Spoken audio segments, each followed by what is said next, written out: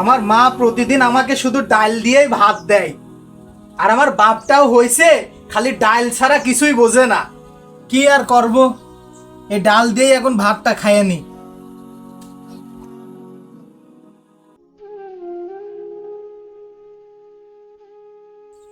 এই, তুই সারাদিন ছিলি কোনে, এখন এসে গিলতি বইছিস?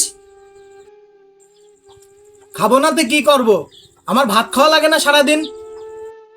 এই তোর খাওয়ানির চাইতে ওই গরুটা খাওয়ালেও কটা টাকা পাবো না। এই সামান্য কটা ভাতের জন্য তুমি আমাকে গরুর সাথে তুলনা করলে?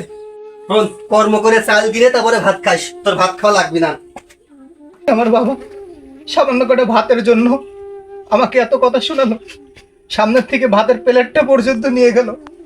পড়াশোনা শেষ করে মানুষের দাঁড়ে দাঁড়ে চাকরির জন্য ঘুরতেছি, আমি তো চাকরি খুঁজতেছি, কিন্তু আজকে বেকার বলে আমার বাবা আমার সামনে থেকে ভাতের প্লেটটা নিয়ে গেল। ওর মতো ছাওয়ালের খাওয়ানোর চাইতে আমার এই গরুটার খাওয়ালেও অনেক ভালো হবে রে। তুই এখনো এখানে বসে আছিস, তোর মতো ছাওয়ালের আমার দরকার নেই, তুই বাড়িতে এখনই বাড়া।